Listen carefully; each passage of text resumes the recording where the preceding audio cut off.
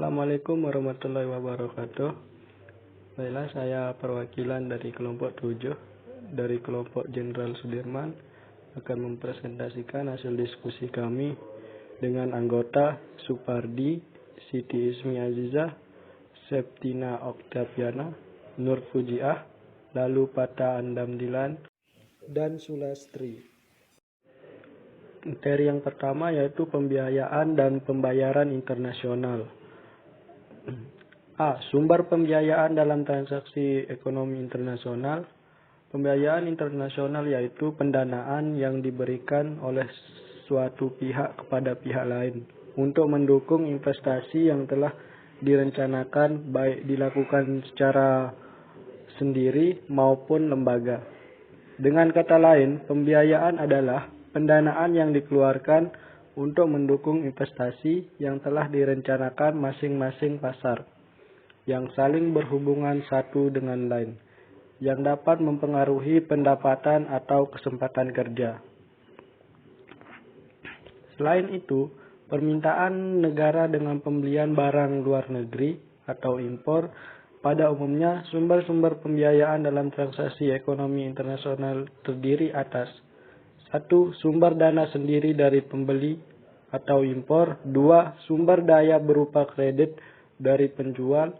3. Sumber dana pihak ketiga, terutama dari lembaga keuangan bank dan non-bank. Sumber dana tersebut umumnya disalurkan melalui metode pembiayaan berikut. 1.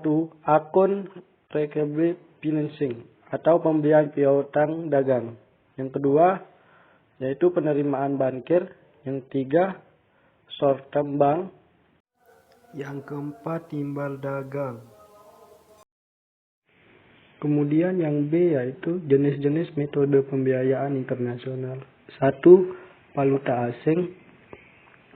Falas, jenis mata uang untuk mempermudah jual beli antar negara, sebab banyak negara menerima falas sebagai alat pembayaran transaksi antar negara atau internasional karena ada sistem ekspor dan impor. Yang kedua yaitu wesel. Nama wesel mungkin sudah tak asing di telinga orang yang sering mengirim paket dengan jasa ekspedisi di Indonesia. Bagi sebagian orang, menganggap wesel hanya bisa melakukan proses pengiriman ataupun pembayaran uang kepada suatu tempat dalam suatu negara. Yang ketiga yaitu letter of credit, merupakan surat jaminan dari bank untuk pihak importer, di mana surat ini berisi kesempatan untuk pembayaran perdagangan kepada pihak eksportir dalam ukuran waktu dan jumlah yang sudah ditentukan dalam perjanjian kerja sama. Yang keempat, credit card. Online shop sudah berkembang sangat pesat dengan jaringan internet tidak memiliki batas ruang dan waktu, sehingga memungkinkan dijadikan sebagai transaksi antar negara. Yang kelima, emas. Emas sendiri diakui dengan baik dan mudah diterima semua negara, sehingga emas menjadi alat pembayaran internasional yang sah. Yang keenam yaitu telegraphic transfer. Mungkin ini adalah jenis transaksi yang paling mudah dan paling cepat dari segala berbagai macam jenis yang ada. Akan tetapi, transaksi ini sangat menguntungkan pihak penjual atau seller, namun tidak untuk pembeli. Yang ketujuh yaitu trade atau partai ketiga. Akun bersama. Rasa saling percaya merupakan hal yang sangat susah untuk kita miliki antar pihak buyer dan seller dalam kegiatan ekspor atau impor barang, sehingga menimbulkan permasalahan pada transaksi internasional. Yang kedelapan yaitu finansial teknologi.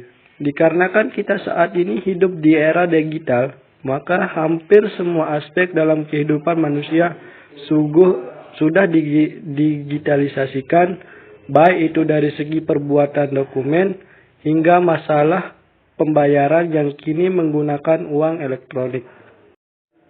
Kemudian yang terakhir yaitu C, sistem pembayaran internasional. Pembayaran internasional adalah pembayaran atas transaksi yang dilakukan oleh negara-negara yang terlibat dalam perdagangan internasional berdasarkan kesepakatan yang telah dirundingkan sebelumnya.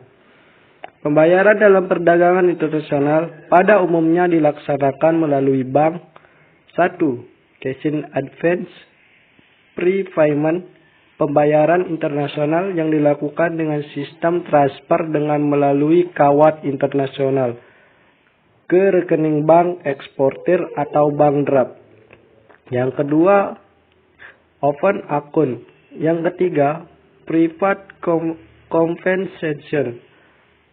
Cara pembiayaan perdagangan dengan sistem pembayaran yang berhubungan dengan masalah hutang piutang.